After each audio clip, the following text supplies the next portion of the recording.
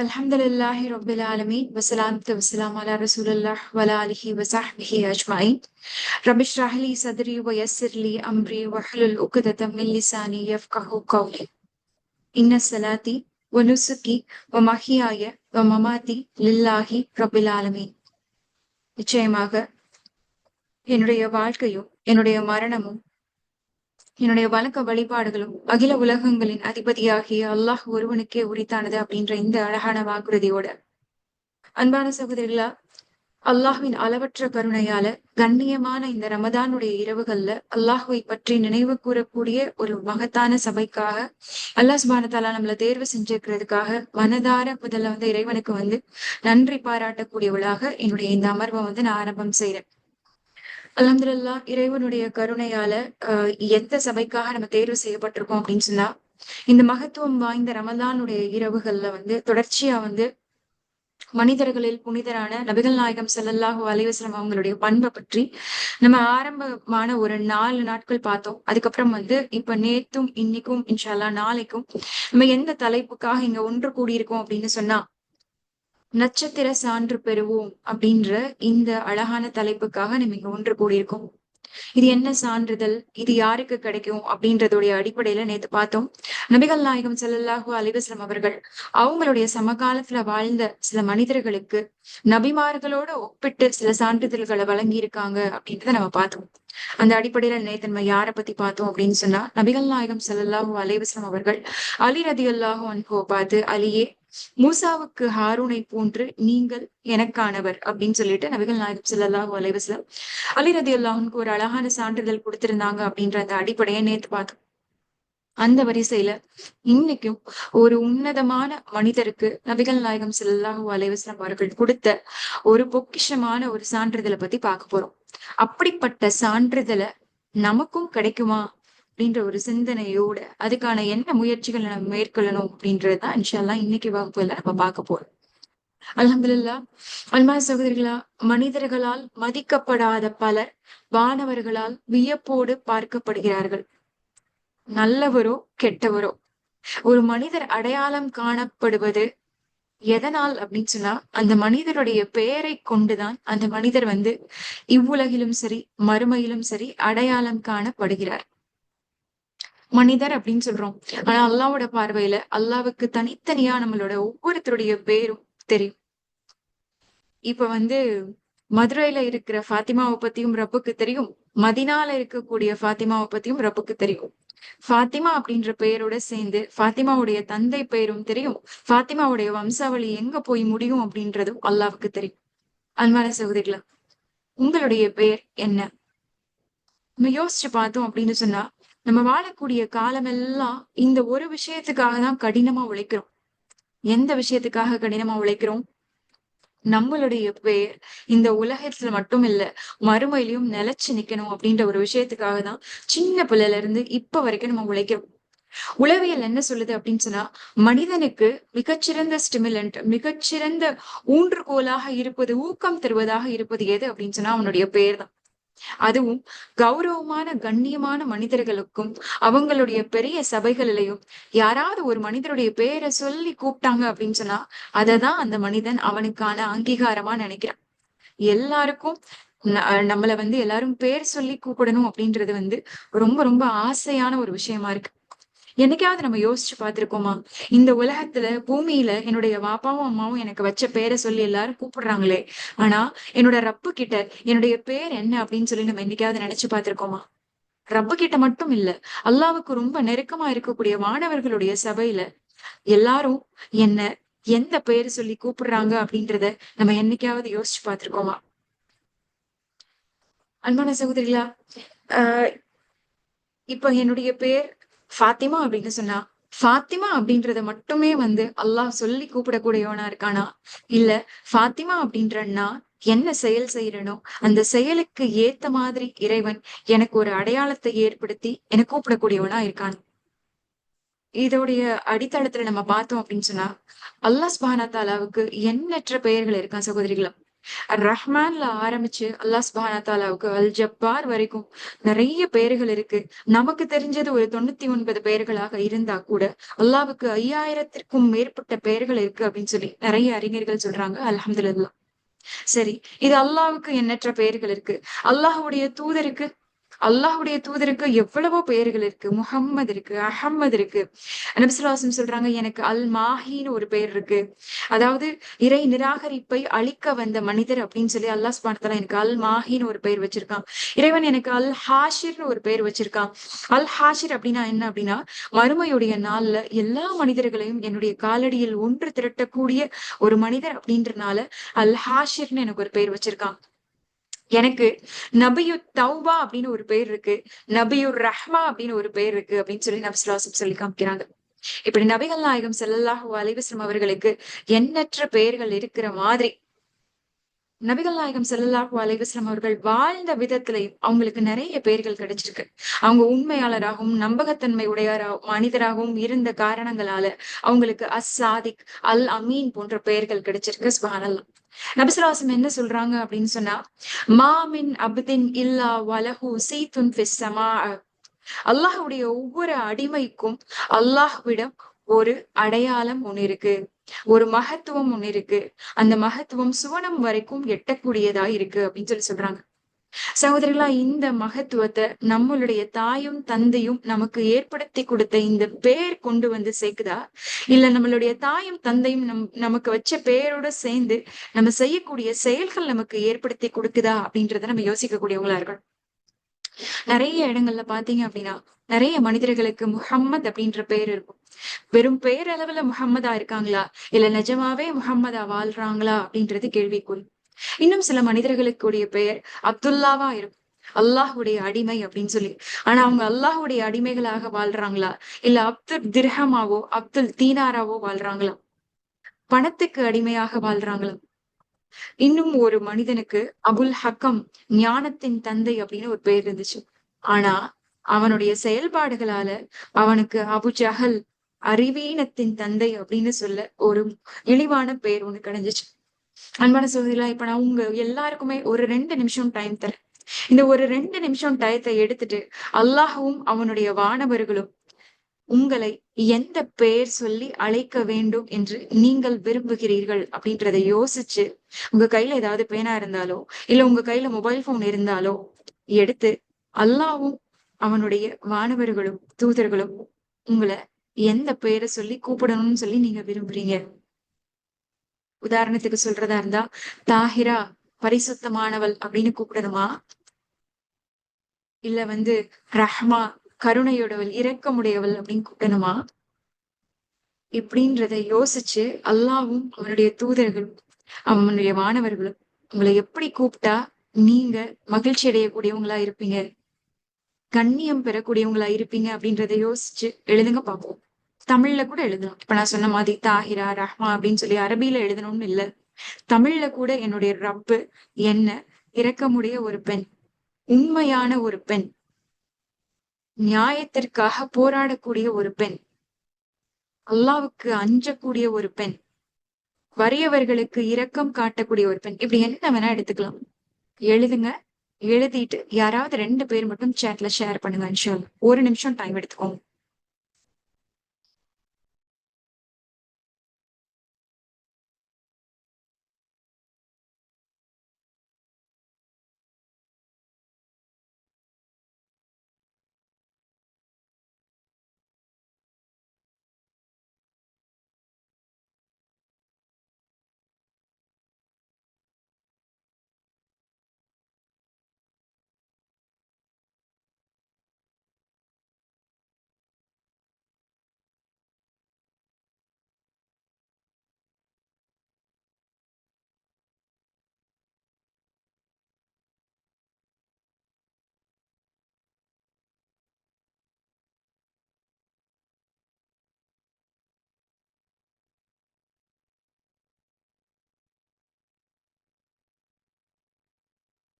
சுப்ஹானல்லாஹ்.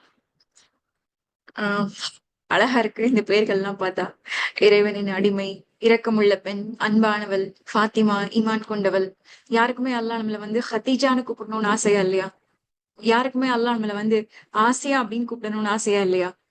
மரியம்ம பத்தி நினைச்சு அல்லாஹ் நம்மள கூப்பிடணும் அப்படின்னு ஆசையா இல்லையா? சுப்ஹானல்லாஹ். சரி. ஓகே. சுவனத்தில் அதிகமான மாளிகை கொண்டவள், பொறுமை உள்ளவள், பணிவானவள், எப்போதும் என்னை பற்றி சிந்திக்கும் எக்ஸ்பானல். அன்பான சகோதரிகளா, இது பேரளவுல நின்றாம இந்த பெயர்கள் எல்லாம் நிஜமாவே எப்படி நம்மளுடைய இறைவன் இந்த பெயர்களை கொண்டு நம்மளை கூப்பிடுவான் அப்படின்னு சொன்னா, என்னைக்கு நம்மளுடைய செயல்பாடுகளை இந்த பெயர்களை போன்றே நம்ம மாற்றிக்கொள்கின்றோமோ அப்பொழுது நிச்சயமாக இறைவனிடம் இந்த அங்கீகாரம் நம்ம எல்லாருக்கும் கிடைக்கணும். அப்படிப்பட்ட ஒரு அழகிய அங்கீகாரத்தை பிரார்த்தனை செய்து இன்னைக்கு நபிகள் நாயகம் ஸல்லல்லாஹு அலைஹி வஸல்லம் அவர்களிடம் அழகிய சான்றிதழ் பெற்ற ஒரு அல்லாஹ்வின் நேசரை பற்றி நம்ம பார்ப்போம்.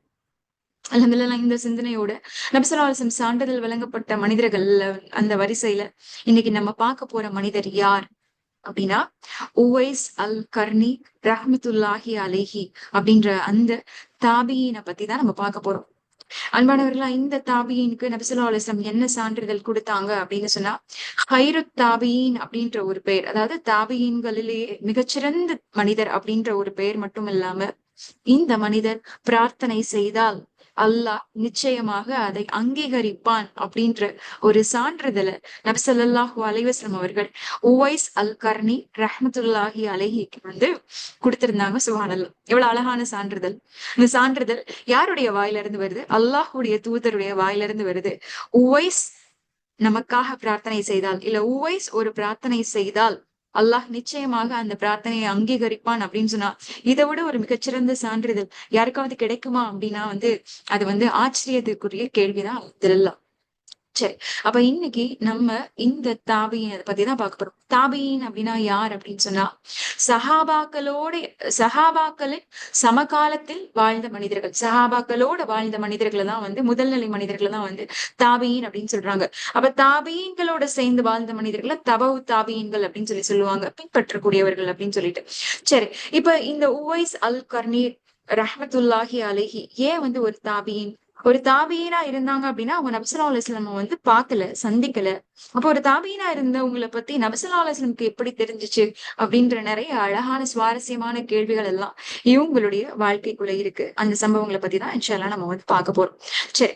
அப்ப உவைஸ் அல் கர்னி ரஹ்மத்துல்லாஹி அலைஹி, இவங்களுடைய தந்தை பேர் வந்து ஆமிர். இவங்க வந்து கரண் கோத்திரத்தை சார்ந்தவங்க, முராத் கோத்திரத்தை சார்ந்தவங்க. இவங்க வந்து யமன்ல பிறந்தவங்க. இவங்க வந்து ஒரு யமன் வாசி.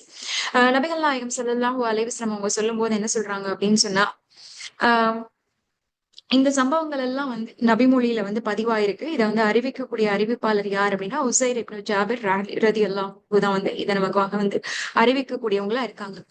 அப்ப இந்த உவைஸ் அல் கர்னி ரஹ்மத்துல்லாஹி அலைஹி வந்து நபி ஸல்லல்லாஹு அலைஹி வஸல்லம் வாழ்ந்த காலத்திலேயே சமகாலத்திலேயே வாழ்ந்த ஒரு மனிதர்.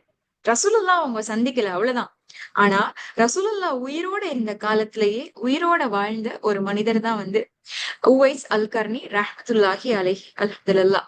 அப்ப இந்த மனிதர் வந்து நபி ஸல்லல்லாஹு அலைஹி வஸல்லம் வந்து யமனுக்கு வந்து அனுப்பி வச்ச சில நபி தோழர்களுடைய போதனையை செவியேற்று ஒரு குரான் வசனம் ஒரு தருணத்துல வந்து அவங்களுடைய உள்ளத்தை மாற்றியதுடைய அடிப்படையில தான் இவங்க வந்து முஸ்லிமா மாறுறாங்க.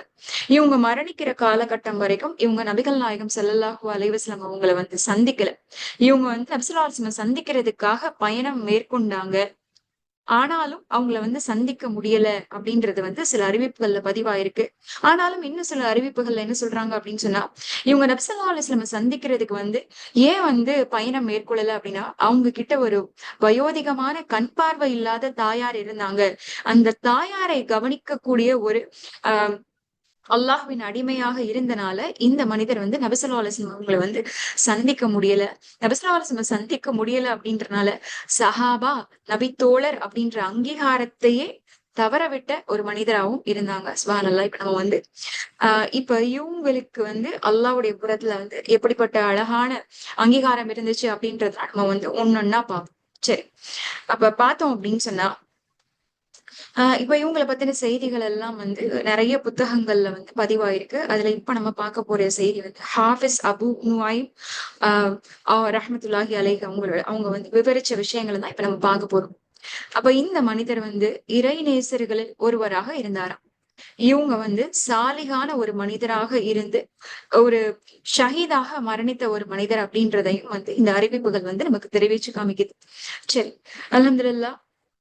அப்ப தாபியீனா இருந்து இந்த மனிதர் வந்து எந்த ஸ்பெஷாலிட்டினால இவருக்கு இவ்வளவு பெரிய தரஜா கிடைச்சிச்சு அப்படின்றத அறிவிக்கிறதுக்கு முன்னாடி நபிகள் நாயகம் ஸல்லல்லாஹு அலைஹி வஸல்லம் ஒரு நபிமொழியை வந்து நம்ம ஞாபகப்படுத்துறதுதான் வந்து மிகச்சிறந்தது.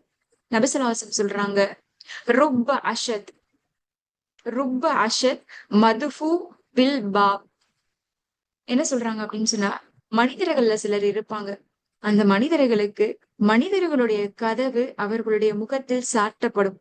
ஆனால் அப்படிப்பட்ட மனிதர்களுக்கு இறைவனுடைய கதவும் இறைவனுடைய வாசலும் எப்போதும் திறந்திருக்கும். இது எந்த அடிப்படையில சொல்றாங்க அப்படின்னு சொன்னா, அன்பான சகோதரிகளே, மனிதர்கள்ல சிலர் பேர் இருப்பாங்களாம்.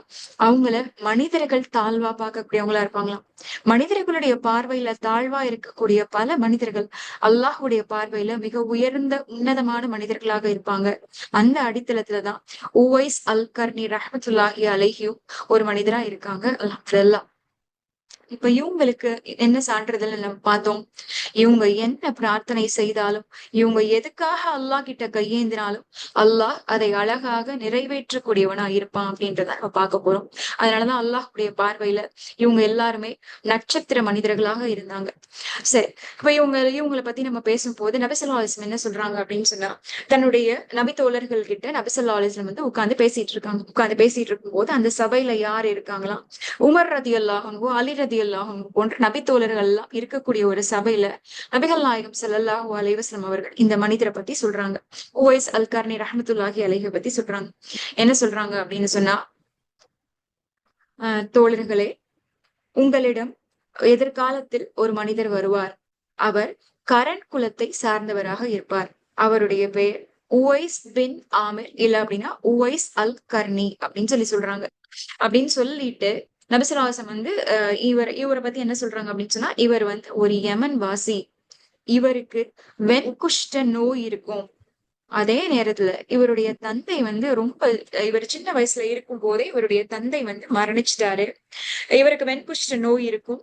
இவருக்கு வந்து வயோதிகமான ஒரு தாய் இருப்பாங்க.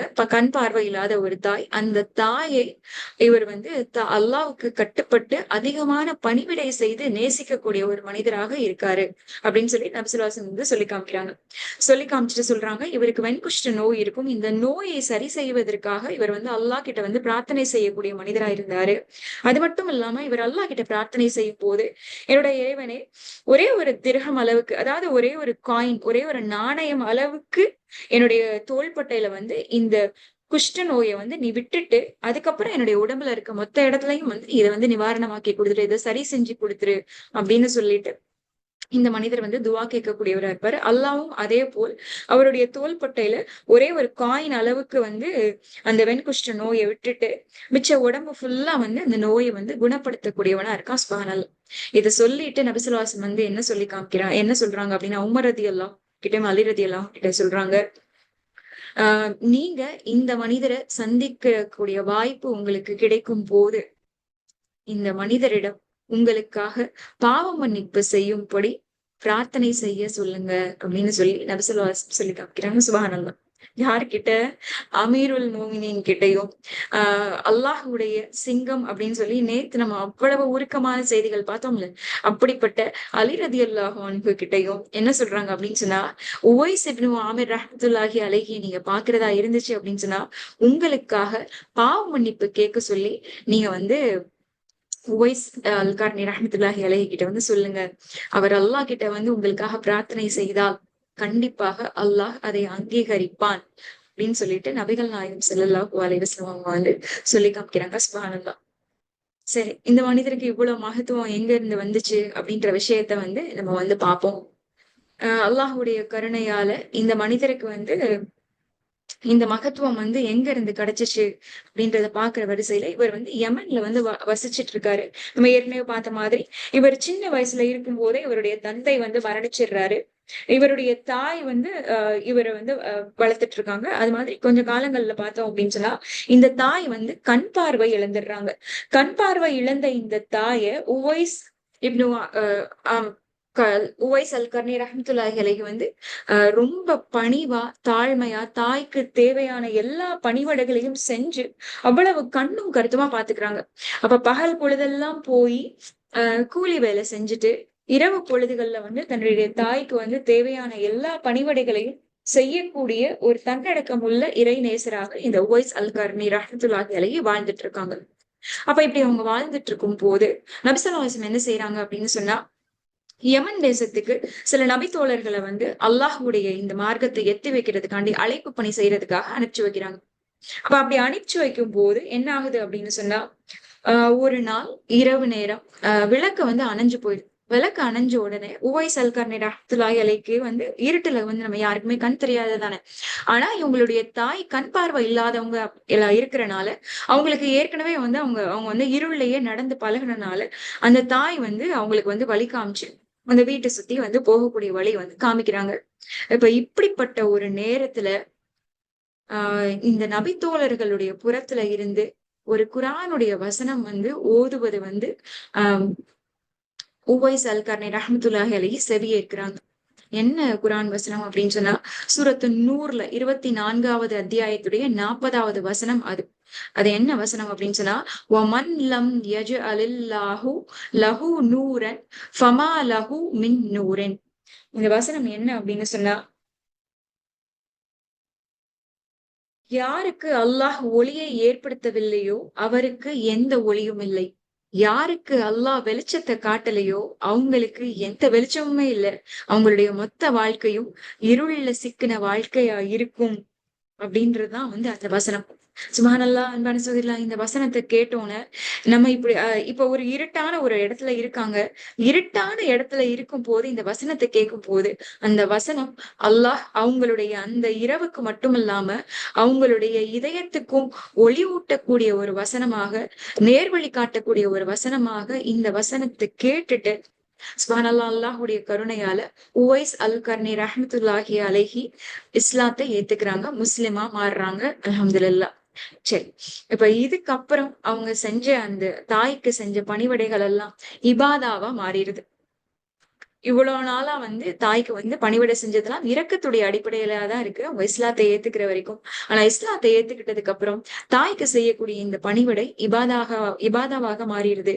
இந்த உன்னதமான இபாதத் தான் உவைஸ் அல் கர்னி ரஹ்மத்துல்லாஹி அலைஹிக்கு நபி ஸல்லல்லாஹு அலைஹி வஸல்லம் இந்த சர்டிபிகேட் கொடுக்கறதுக்கான அடித்தளமா அமைஞ்சிச்சு அப்படின்னு சொல்லிட்டு நிறைய ஸ்காலர்ஸ் வந்து சொல்லக்கூடியவங்களா இருக்காங்க. என்ன அப்படின்னு சொன்னா, தாய்க்கும் தந்தைக்கும் பணிவிடை செய்யக்கூடிய மனிதர் எப்படிப்பட்ட உயர்ந்த அந்தஸ்தை அடையக்கூடியவராக மாறுகிறார் அப்படின்னு சொன்னா, தாய்க்கு தந்தைக்கு பணிவிடை செய்யக்கூடிய அந்த மனிதர் கையேந்தி இறைவன் கிட்ட எந்த பிரார்த்தனை கேட்டாலும் அல்லாஹ் சுப்ஹானஹு வ தஆலா அவருடைய பிரார்த்தனையை மறுக்காமல் அங்கீகரிப்பவனாக மாறுகின்றான். சுப்ஹானல்லாஹ். எவ்வளவு பெரிய தரஜா சகோதரிகளா. இந்த தரஜா கிடைச்ச மனிதர்கிட்டதான் நபிகள் நாயகம் ஸல்லல்லாஹு அலைஹி வஸல்லம் போய் உமர் ரதியல்லாஹு அன்ஹுவையும் அலி ரதியல்லாஹு அன்ஹுவையும் அவங்களுக்காக பாவ மன்னிப்பு அல்லாஹ் கிட்ட வந்து உவைஸ கேட்கக்கூடிய அளவுக்கு ஒரு மகத்துவமான அந்தஸ்தை வந்து ஏற்படுத்தி கொடுக்குறாங்க. சுப்ஹானல்லாஹ். அப்ப இந்த அந்தஸ்துடைய அடிப்படையில அவங்க கையேந்தி கேட்ட பிரார்த்தனை தான், என்னுடைய இறைவனே இந்த வெண்குஷ்ட நோய ஒரே ஒரு காயின் அளவுக்கு தவிர நீ எனக்கு சரி செஞ்சிரு அப்படின்ற இந்த அழகான பிரார்த்தனை அல்லாஹ் வந்து அதை அங்கீகரிச்சு அதுக்கான சான்றா வந்து அதை பகிர்ந்து இருக்கான். சுப்ஹானல்லாஹ். சரி, இப்ப இது நடக்குதா? இப்ப இது இந்த காலகட்டத்துல நபி ஸல்லல்லாஹு அலைஹி வஸல்லம் மரணம் வரைக்கும் உவைஸ் அல் கர்னி முயற்சி செஞ்சும் நபி ஸல்லல்லாஹு அலைஹி வஸல்லம் வந்து சந்திக்க முடியல அப்படின்றனால அவங்க வந்து நபி தோழரா இல்லாம தாபியினா இருக்காங்க. இப்ப வந்து ஏறத்தாழ பாத்தீங்க அப்படின்னு சொன்னா உமர் ரதியல்லாஹு தொடர்ச்சியா முயற்சி செய்யறாங்க. என்ன முயற்சி செய்யறாங்க? இவங்க அபூபக்கர் சித்திக் ரதியல்லாஹுடைய காலகட்டத்திலயும் வந்து உவைஸ் அல் கர்னி வந்து புனித பயணத்துக்கு ஹஜ் செய்ய வரல. அப்ப பாத்தீங்க அப்படின்னா ஒவ்வொரு வருஷமும் ஏறத்தாழ ஒரு 10 வருஷ காலம் உமர் ரதியல்லாஹு என்ன செய்யறாங்க அப்படின்னா ஒவ்வொரு வருஷமும் ஹஜ்ஜுக்காக வரக்கூடிய பயண கூட்டத்துல போய் இங்க யமன் தேசத்துல இருந்து யாராவது வந்திருக்கீங்களா அப்படின்னு கேட்பாங்களாம். அதுக்கு மீறி யாராவது வந்திருக்கோம் அப்படின்னு சொல்லி கை தூக்குனாங்க அப்படின்னு சொன்னா, உங்களுக்கு மத்தியில உவைஸ் அல் கர்னி இருக்காங்களா? அஃபீக்கும் உவைஸ் அல் கர்னி, உங்களுக்கு மத்தியில உவைஸ் அல் கர்னி இருக்காங்களா அப்படின்னு சொல்லிட்டு உமர் ரலியல்லாஹு அன்ஹு கிட்டத்தட்ட 10 வருஷ காலம் தொடர்ச்சியா முயற்சி செஞ்சுட்டு கடைசியா 10 வருஷம் கழிச்சு இதே மாதிரி வந்து ஒரு பயண கூட்டத்துல போய் உமர் ரலியல்லாஹு அன்ஹு வந்து யமன் தேசவாசிகள் யார் இருக்காங்கன்னு பார்த்துட்டு அஃபீக்கும் உவைஸ் அல் கர்னி அப்படின்னு சொல்லிட்டு திரும்பி கேக்குறாங்க. உடனே உவைஸ் அல் கர்னி வந்து பதில் சொல்றாங்க, ஆஹ் ஆமா அப்படின்னு சொல்லிட்டு உவைஸ் அல் கர்னி பதில் சொல்றாங்க. பதில் சொன்னோடனே இவங்க கேக்குறாங்க, நீங்க தான் உவைஸ் இப்னு ஆமிரா அப்படின்னு கேக்குறாங்க. ஆமா அப்படின்னு சொல்றாங்க. உடனே நீங்க முராத் குலத்துல இருந்து வர்றீங்க, நீங்க வந்து கரண் கோத்திரத்தை சார்ந்தவங்களா அப்படின்னு சொல்லிட்டு உமர் ரலியல்லாஹு கேக்குறாங்க. எல்லாத்துக்குமே வந்து உவைஸ் அல் கர்னி வந்து ஆமா ஆமான்னு சொல்லி பதில் சொல்லிட்டே இருக்காங்க. உங்களுக்கு வெண்குஷ்ட நோய் இருந்துச்சா? நீங்க அல்லாஹ் கிட்ட துவா செஞ்சனால அல்லாஹ் வந்து ஒரே ஒரு நாணயம் அளவுக்கு தவிர உங்களுடைய மொத்த வெண்குஷ்ட நோயும் சரி செஞ்சுட்டானா அப்படின்னு சொல்லி கேக்குறாங்க. ஒரு திருகம் அளவை தவிர எல்லாத்தையும் சரி செஞ்சுட்டானா? உடனே அவங்க வந்து ஆமா அப்படின்னு சொல்றாங்க. எங்க அதை நான் பார்க்கலாமா அப்படின்னு சொல்லிட்டு உமர் ரலியல்லாஹு அவங்க கேக்குறாங்க. உடனே அவங்களுடைய தோள்பட்டையில வந்து இருக்கக்கூடிய அந்த ஒரு திரகம் அளவுக்கு வெண்குஷ்டத்துடைய தழும்ப வந்து உவைஸ் அல் கர்னி ரஹ்மத்துல்லாஹி அலைஹி காமிக்கிறாங்க. சுப்ஹானல்லாஹ். உமர் ரலியல்லாஹுக்கு இன்னும் மனசு ஆறல. உமர் ரலியல்லாஹு அடுத்து ஒண்ணு கேக்குறாங்க, உங்ககிட்ட வயசான ஒரு அம்மா இருக்காங்களா? உங்களுக்கு வயசான ஒரு அம்மா இருக்காங்களா? அந்த அம்மாவுக்கு வந்து நீங்க அல்லாஹ்வுக்கு அஞ்சி அழகான முறையில வந்து பணிவிடை செய்யக்கூடிய மகனா இருக்கீங்களா அப்படின்னு சொல்லி கேக்குறாங்க. ஆமா அப்படின்னு சொன்ன உடனே இவங்க என்ன செஞ்சுறாங்க, ரசூல் ஸல்லல்லாஹு அலைஹி வஸல்லம் சொன்ன எல்லா அடையாளங்களையும் உவைஸ் அல் கர்னி ரஹ்மத்துல்லாஹி அலைஹி கிட்ட உமர் ரலியல்லாஹு கன்ஃபார்ம் பண்ணிக்கிறாங்க. கன்ஃபார்ம் பண்ணிட்டு என்ன கேக்குறாங்க அப்படின்னா உவைஸே, இது எல்லா அடையாளங்களையும் அல்லாஹ்வின் தூதர் நபி ஸல்லல்லாஹு அலைஹி வஸல்லம் வந்து சொன்னாங்க. சொல்லிட்டு சொன்னாங்க, உவைஸ் அல் கரணிய நீங்க சந்திக்கிற காலம் வரும்போது அவரிடம் உங்களுக்காக அல்லாஹ்விடம் பாவ மன்னிப்பு தேடச் சொல்லி பிரார்த்தனை செய்ய சொல்லுங்க அப்படின்னு சொன்னாங்க. அதனால நீங்க அல்லாஹ் கிட்ட எனக்காக பாவ மன்னிப்பு தேடி பிரார்த்தனை செய்யுங்க உவைஸே அப்படின்னு சொல்லிட்டு உமர் ரலியல்லாஹு சொன்னாங்க.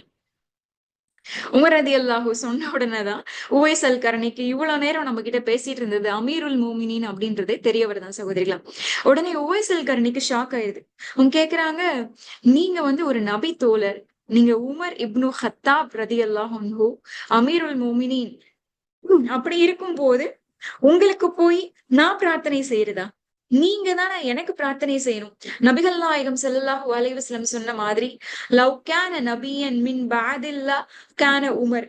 எனக்கு அப்புறம் ஒரு நபி இருக்கிறதா இருந்துச்சு அப்படின்னு சொன்னா, எனக்கு அப்புறம் அல்லாஹ் ஒரு இறை தூதரை அனுப்புறதா இருந்தான் அப்படின்னா அது உமரா இருக்கும் அப்படின்னு சொன்ன உமர் தானே நீங்க. நீங்க தானே எனக்கு பாவ மன்னிப்பு தேடணும். நானா உங்களுக்கு பாவ மன்னிப்பு தேட முடியும் அப்படின்னு சொல்லி கேக்குறாங்க. உமர் ரலியல்லாஹு சொல்றாங்க, இல்ல, ரசூல் ஸல்லல்லாஹு அலைஹி வஸல்லம் சொல்லியிருக்காங்க, உங்களை நான் சந்திக்கிற காலம் வரும்போது கண்டிப்பாக நீங்க எனக்கு பாவம் மன்னிப்பு தேடணும்னு. உவைஸே, அல்லாஹ் என்னுடைய பாவங்கள் எல்லாத்தையும் மன்னிக்கணும் அப்படின்னு சொல்லி எனக்காக பாவ மன்னிப்பு தேடுங்க அப்படின்னு சொல்றாங்க. அதே மாதிரியும் உவைஸ் இப்னு உவைஸ் அல் கர்னி ரஹ்மத்துல்லாஹி அலைஹி வந்து உமர் ரலியல்லாஹு அன்ஹுக்காக வந்து பாவ மன்னிப்பு கேக்குறாங்க. அல்ஹம்துலில்லாஹ். இதோட வந்து உமர் ரலியல்லாஹுக்கு வந்து மனசு ஆறிடுதா? இல்ல. அவங்க என்ன சொல்றாங்க, உவைஸே நீங்க எங்க கூடவே தங்கிக்கோங்களேன் அப்படின்னு சொல்றாங்க. இல்ல உமரே அப்படின்னு சொல்லிட்டு அவங்க மறுத்துடுறாங்க. சரி, இப்ப இந்த புனித பயணம் முடிச்சிட்டு நீங்க எங்க போறீங்க அப்படின்னு கேக்குறாங்க. உடனே வந்து உவைஸ் சொல்றாங்க, நான் வந்து ஈராக்ல இருக்கக்கூடிய கூஃபா நகரத்துக்கு நான் போறேன் அப்படின்னு சொல்றாங்க. உடனே உமர் ரலியல்லாஹு என்ன கேக்குறாங்க, நான் வேணா கூஃபாவுடைய ஆளுநருக்கு ஒரு கடிதம் எழுதி தரவா? அந்த கடிதத்தை நீங்க கொண்டு போய் கொடுத்தீங்க அப்படின்னு சொன்னா உங்களுக்கு தேவையான எல்லா ஏற்பாடையும் செய்து உங்களுக்கான கண்ணியத்தை வந்து அவங்க ஏற்படுத்தி கொடுப்பாங்க. நான் வேணா அந்த ஆளுநருக்கு ஒரு லெட்டர் தரவா அப்படின்னு கேக்குறாங்க. நம்மளா இருந்தா என்ன சொல்லிருப்போம்? கொடுங்களேன், எனக்கு அது தேவைப்படும். ஏன்னா கூஃபால எனக்கு யாரையுமே தெரியாது. நீங்க குடுத்தீங்க அப்படின்னு சொன்னா எனக்கு தேவையான வசதிகள் எல்லாம் அவங்க செஞ்சு கொடுப்பாங்கல்ல அப்படின்னு சொல்லிட்டு இந்த லெட்டரை நம்ம கேட்டு வாங்குவோம். ஆனா உவைஸ் ரஹ்மத்துல்லாஹி என்ன பதில் சொன்னாங்க தெரியுமா சகோதரிகளா? சுப்ஹானல்லாஹ். இதனாலதான் அல்லாஹுடைய தூதரால் அங்கீகரிக்கப்பட்ட ஒரு மனிதரா இவங்க இருக்காங்க. இவங்க என்ன சொன்னாங்க அப்படின்னு சொன்னா, வேண்டாம் அமீருல் மோமினினே, எனக்கு அப்படி எந்த ஆஹ் கடிதமோ இல்ல எந்த பரிந்துரையோ தேவையில்லை. நான் மக்களுடைய மக்களாக, சாமானியனாக, ஒரு ஏழையாக இருக்கவே விரும்புகின்றேன் அப்படின்னு சொல்லிட்டு, அதனால இப்ப நீங்க என்ன பார்த்ததை பத்தி யார்கிட்டயும் பெருசா நீங்க வந்து சொல்லிக்க வேணாம். இதை யார்கிட்டயும் வந்து இந்த செய்தியை வந்து நீங்க பரப்ப வேண்டாம் அப்படின்னு சொல்லிட்டு, தன்னை அடையாளப்படுத்தி காட்டாமல் தன்னுடைய அடையாளத்தை மறைத்து கொண்டு இந்த அழகான இறைநேசர் கூஃபா நகரை நோக்கி நகன்று போயிடுறாங்க. சுப்ஹானல்லாஹ். எவ்வளவு ஒரு பணிவு சகோதரிகளா! இந்த பணிவு இருந்துச்சு அப்படின்னு சொன்னா, அந்த உள்ளத்துல வந்து அல்லாஹ் மட்டும் தான் குடியிருப்பான். அல்லாஹ் எந்த உள்ளத்துல குடியிருக்கிறானோ, அந்த உள்ளத்துடைய வெளிப்பாடு தான் இந்த பணிவா இருக்கும். இல்ல அப்படின்னா பெருமை வந்துரும். இல்ல அப்படின்னு சொன்னா அடையாளத்த தேடுறதுக்கு போயிருவோம். இல்ல அப்படின்னு சொன்னா அங்கீகாரம் இல்லாம நம்மளால வாழவே முடியாது அப்படின்ற அந்த இடத்துக்கு போயிரும். சுப்ஹானல்லாஹ். இப்ப இப்படியே போயிட்டே இருக்கக்கூடிய காலகட்டத்துல உமர் ரலியல்லாஹு என்ன செய்றாங்க அப்படின்னு சொன்னா, அடுத்தடுத்த காலங்கள்ல அடுத்தடுத்த அ பயணக் கூட்டம் வரும்போதெல்லாம் உமர் ரலியல்லாஹு கேட்பாங்களாம், "யாராவது கூஃபா நகரத்துல இருந்து வந்தவங்க இருக்கீங்களா?" அப்படின்னு சொல்லிட்டு கேட்பாங்களாம். கூஃபா நகரத்துல இருந்து வந்தேன் அப்படின்னு சொல்லிட்டு ஒரு ஒரு மனிதர் சொல்லும்போது, உமர் ரலியல்லாஹு கேட்கிறாங்க, "கூஃபா நகரத்துல உவைஸ் அல் கர்னி அப்படின்னு சொல்லிட்டு ஒரு மனிதர் இருக்காரே, அவர பத்தி உங்களுக்கு தெரியுமா?" அப்படின்னு சொல்லி கேட்கிறாங்க. அப்ப அந்த மனிதர் சொல்றாரு, எனக்கு தெரியும். அவர வந்து நான் ரொம்ப வறுமையான, ஏழ்மையான ஒரு நிலையில தான் நான் பார்த்திருக்கேன். அவர் வந்து ஒரு ஏழ்மையான குடிசையில தான் வந்து வாழக்கூடிய ஒரு மனிதரா இருக்காரு." அப்படின்னு சொல்லி சொல்றாங்க. உடனே உமர் ரலியல்லாஹு என்ன செய்றாங்க, அ மனசார நபி ஸல்லல்லாஹு அலைஹி வஸல்லம் வந்து உவைஸ் அல் கரனி ரஹ்மத்துல்லாஹி அலைஹி பத்தி சொன்னத ஃபுல்லா அந்த மனிதர்கிட்ட வந்து சொல்றாங்க. எடுத்து சொல்றாங்க.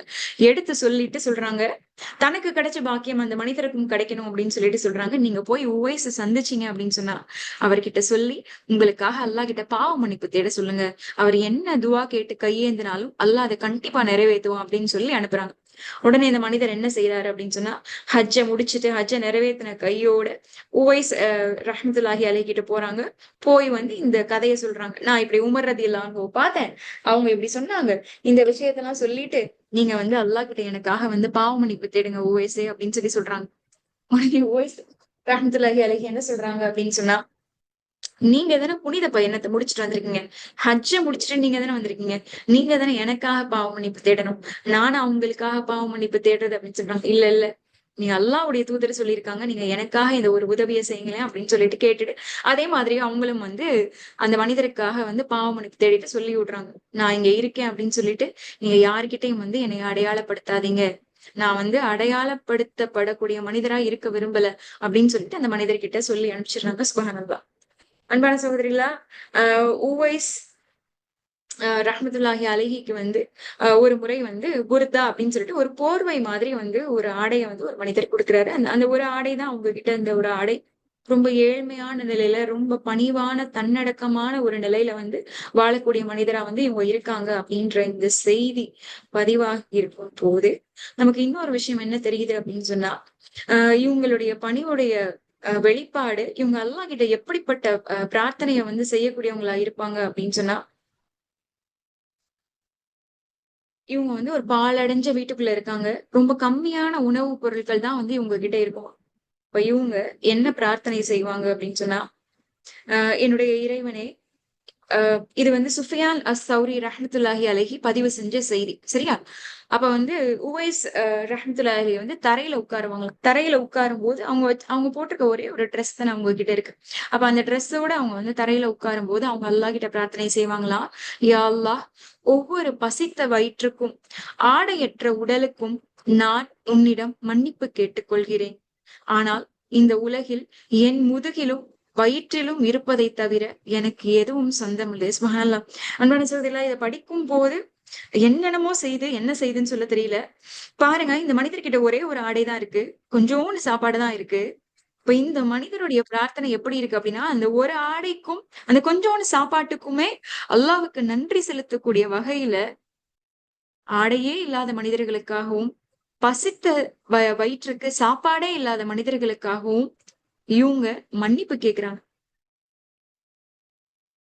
ஏன் மன்னிப்பு கேட்கிறாங்க அப்படின்னு சொன்னா, என்கிட்ட ஒரே ஒரு ஆடை, ஒரே கொஞ்சம் உணவு தான்டா அல்லா இருக்கு. என்கிட்ட நெறைய இருந்துச்சுன்னு சொன்னா, நான் யாருக்காவது உதவி செய்வேன். ஆனா என்கிட்ட கொஞ்சம் தான் இருக்கு. அதனால அப்படிப்பட்ட மனிதர்கள் யாராவது பசித்தும் ஆடை இல்லாம இருந்தாங்க அப்படின்னா, அதுக்காக நீ என்ன குற்றம் புடிச்சிராதடா ரப்பே! அந்த மனிதர்களையும் மன்னிக்க வேண்டி நான் உன்னிடம் பிரார்த்தனை செய்றேன். அப்படின்னு சொல்லிட்டு, இவங்களுடைய பணிவும், அல்லாஹ்வுடனான நெருக்கத்தையும் வந்து இந்த சம்பவம் வந்து நமக்கு வந்து சுட்டிக்காட்டக்கூடியதா இருக்கு. சுப்ஹானல்லாஹ். இப்படி பார்த்தோம் அப்படின்னு சொன்னா, உவைஸ் ரஹமத்துல்லாஹி அலைஹியுடைய வாழ்க்கையில ஆதாரபூர்வமான சம்பவம் அப்படின்னு சொல்லிட்டு இந்த பதிவுகள் மட்டும்தான் சகோதரிகளா இருக்கு. அப்ப இப்படிப்பட்ட மனிதருக்கு நபிகள் நாயகம் ஸல்லல்லாஹு அலைஹி வஸல்லம் அவங்க வந்து இவ்வளவு அழகான சான்றிதழ், கையேந்தி கேட்கிற பிரார்த்தனையை அல்லாஹ் அங்கீகரிக்க கூடியவன் அப்படின்ற ஒரு சான்றிதழ் கிடைச்சிச்சு அப்படின்ற இந்த வாழ்க்கையில இருந்து நமக்கான சில அழகான படிப்பினைகள் ஒளிஞ்சிருக்கு. இப்ப அந்த படிப்பினைகளை தான் வந்து நம்ம பார்க்க போறோம். அன்பான சகோதரிகளா, ஒரு ஒரு சின்ன வேண்டுகோள் என்ன அப்படின்னா, நமக்கு நல்லா நிறைய நினைவூட்டல்களை கொடுத்துக்கிட்டே இருக்கான். ஒவ்வொரு நாளும் இப்ப யூடியூப் பக்கம் போனோம் அப்படின்னு சொன்னா அவ்வளவு ரிமைண்டர்ஸ் இருக்கு, அவ்வளவு பயான்கள் இருக்கு, அவ்வளவு ஸ்காலர்ஸ் வந்து நம்ம மனசுல பதியிற மாதிரி நல்ல நிறைய விஷயங்களை சொல்றாங்க. கேட்கும் போது அழுகுறோம். அத ஒரு 2 நாள் கூட நம்ம நினைச்சு பாக்குறோம். ஆனா அதுக்கப்புறம் அந்த உபதேசங்களை காத்துல கரைய விட்டுட்டு ஓடி போயிரும். ஆனா இப்ப இன்னைக்கு நம்ம கேட்கக்கூடிய இந்த உபதேசம் இன்ஷா அல்லாஹ் நிச்சயமாக நம்மை இறைவனுடைய பார்வையில் கண்ணியமான மனிதர்களாக உயர்த்தணும் அப்படின்ற ஆசையில இதுல ஏதாவது ஒரு விஷயத்த மட்டும், அதாவது நான் சொல்ல போற இந்த முதல் விஷயத்த மட்டுமாவது நடைமுறைப்படுத்தக்கூடிய பாக்கியத்தை அல்லாஹ் இங்க கூடியிருக்கக்கூடிய எல்லா சகோதரிகளுக்கும் கொடுக்கணும் அப்படின்னு சொல்லி நான் பிரார்த்தனை செஞ்சுக்கிறேன். சரி. அப்ப இந்த உவைஸ் அல் கர்னி ரஹ்மத்துல்லாஹி அலைஹியுடைய இந்த வாழ்க்கையில இருந்து நமக்கான படிப்பினை என்ன அப்படின்னு சொன்னா, அன்பான சகோதரிகளா, இப்ப உவைஸ் வந்து எப்படிப்பட்ட ஒரு உன்னதமான வாய்ப்பை இழந்தாங்க அப்படின்னு யோசிச்சு பாருங்களேன். இவங்க ரசூலுல்லாவோட காலகட்டத்துல வாழ்ந்திருக்காங்க, அதுவே பெரிய பாக்கியம். ஆனா நபி ஸல்லல்லாஹு அலைஹி வஸல்லம் போய் சந்திக்கணும் அப்படின்னு சொல்லி அவங்களுடைய அந்த முயற்சி வந்து அந்த முயற்சி வந்து நடைபெறாம போனதுக்கு வந்து என்ன காரணம் அப்படின்னா, இந்த வயோதிகமான நோய்வாய்ப்பட்ட பார்வையில்லாத தாயை பாத்துக்கணுமே அப்படின்னு சொல்லிட்டு மதினால 2 நாளைக்கு மேல அவங்களால இருக்க முடியல. அதனால அவங்க திரும்பி வந்துட்டாங்க அந்த தாயை பாத்துக்கணும் அப்படின்றதுக்காக.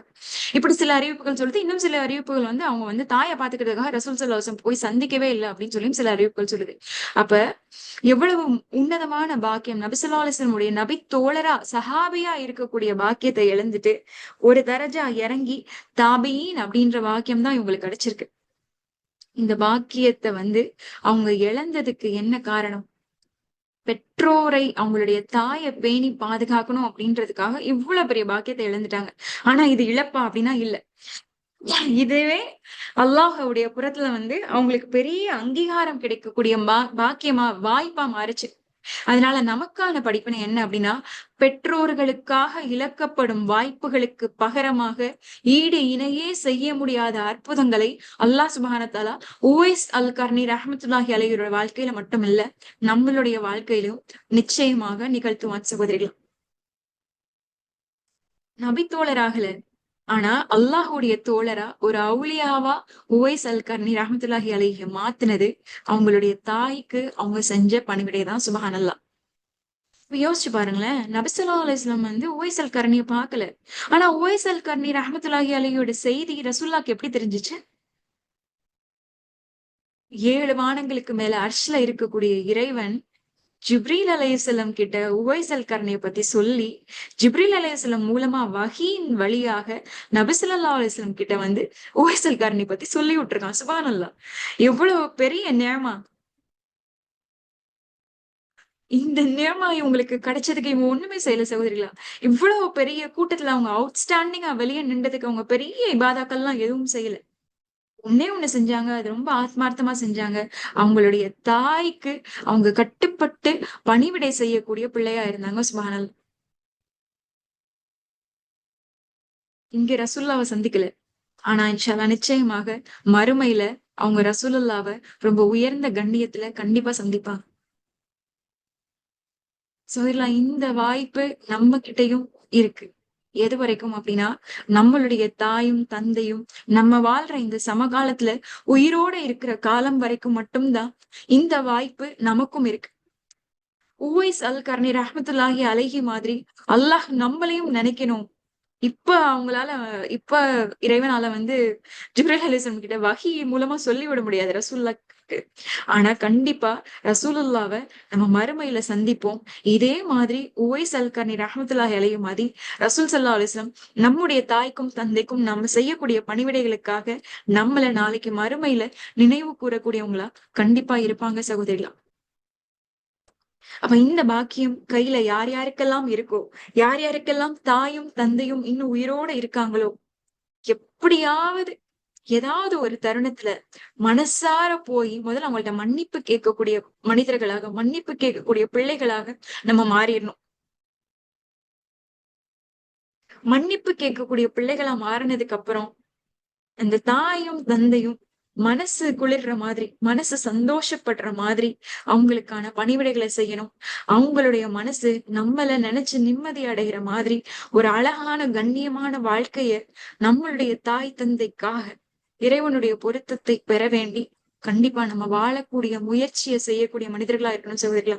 அந்த முயற்சி செஞ்சுட்டு இருக்கும் போதே நம்ம மௌத்தா போயிட்டாலோ, இல்ல நம்மளுடைய தாய் தந்தை நம்மளை விட்டு தவறி போயிட்டா கூட அல்லாஹ் நாம் செஞ்ச அந்த முயற்சிக்காக இந்த கூலியை முழுமையா இன்ஷா அல்லாஹ் நம்ம கொடுத்துருவோம். அதுல எந்த சந்தேகமுமே இல்லை.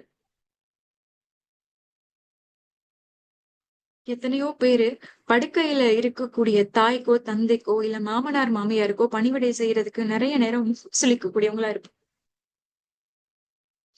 ஆனா எல்லாம் திருமறையில என்ன சொல்றான், உஃப்னு கூட சொல்லிடாத, சீன்னு கூட சொல்லிடாத, உஃப்னு கூட சொல்லிடாத அப்படின்னு சொல்றான். அப்ப முகம் சுழிச்சு மூக்க மூடி முகத்தை சுழிச்சு திட்டி கத்தி கதறனால இந்த பாக்கியம் கையில கிடைச்சும் அத தண்டனையா மாத்திக்கிடக்கூடிய நஷ்டவாளிகளா நம்ம மாறுற சூழல் எப்ப வரும் அப்படின்னா, வயோதிகத்துல தாயும் தந்தையும் நம்ம கூட இருந்தும் கூட அவங்கள புறக்கணிக்க கூடிய கல் நெஞ்சுக்காரர்களா நம்ம இருக்கும் போது இந்த அருள் நமக்கு தண்டனையா மாறிடும். சரி. தாய் தந்தைய பாக்குறது ஏன் இவ்வளவு மகத்துவத்தை அல்லாஹ் கொடுத்திருக்கான்? தாய்க்கு சேவை செஞ்சனால அல்லாஹ் ஒரு மனுஷனை நினைச்சு வானவர் மூலமா வஹி அனுப்பிச்சு அதை ரசூலுல்லாஹ் அறிவிச்சுட்டு போய் உமர் ரதியல்லாஹு அலி ரதியல்லாஹு போய் அல்லாஹ் கிட்ட மன்னிப்பு கேட்க சொல்லக்கூடிய அளவுக்கு இவ்வளவு பெரிய தரஜாவை கொடுத்ததுக்கு அவங்க தாய் தந்தைக்கு செஞ்ச சேவை அப்படின்னா, ஏன் தாய்க்கும் தந்தைக்கும் இஸ்லாம் இவ்வளவு மகத்துவத்தை கொடுக்குது அப்படின்றத நம்ம கண்டிப்பா யோசிச்சு பார்க்கணும் சகோதரிகளா.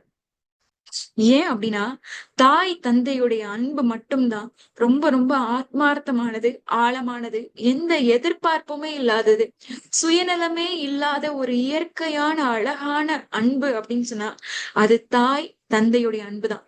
அல்லாஹ் சுப்ஹானஹு வ தஆலா தன்னுடைய அன்பை சொல்லி காமிக்கும் போது 70 தாய்களுக்கு நிகரான அன்பு உங்களுடைய இறைவனுடைய அன்பு அப்படின்னு சொல்லி தாயை சுட்டி காமிச்சுதான் சுப்ஹானல்லாஹ் அல்லாஹ் சுப்ஹானஹு வ தஆலா சொல்லி காமிக்கிறார்.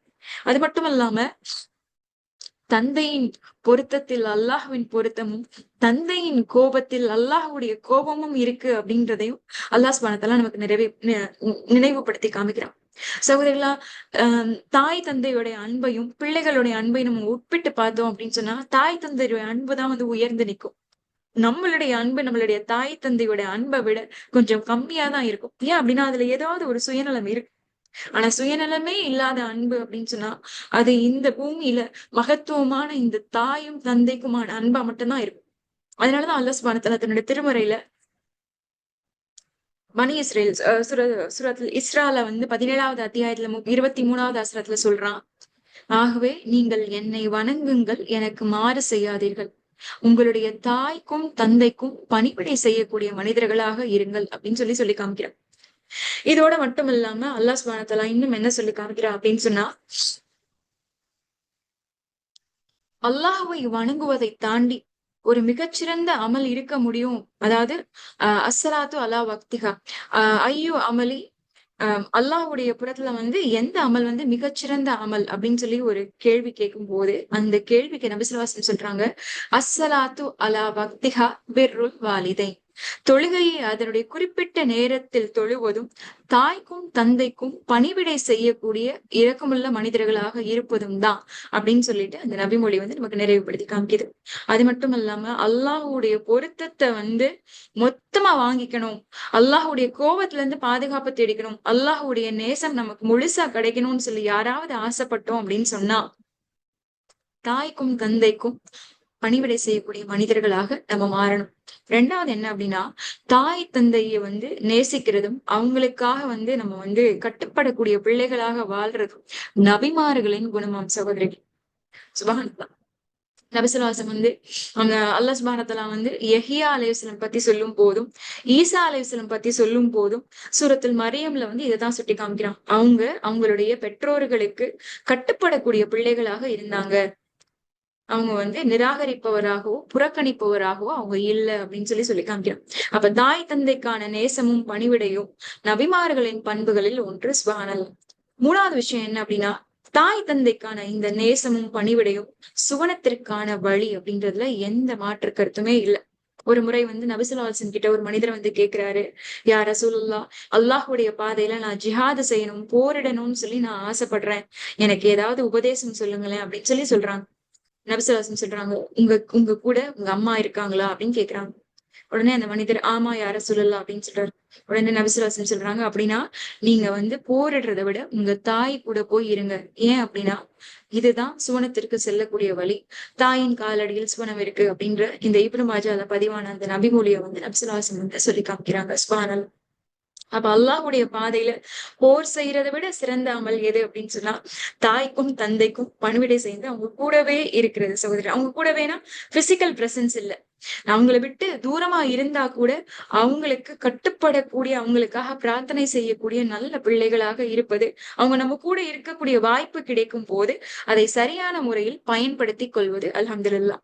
சரி, நாலாவது விஷயம் என்ன அப்படின்னு சொன்னா, அமல்களிலேயே மிகச்சிறந்த அமல் வந்து இதுதான் one of the best deeds அப்படின்றதுல எந்த மாற்று கருத்துமே இல்லை.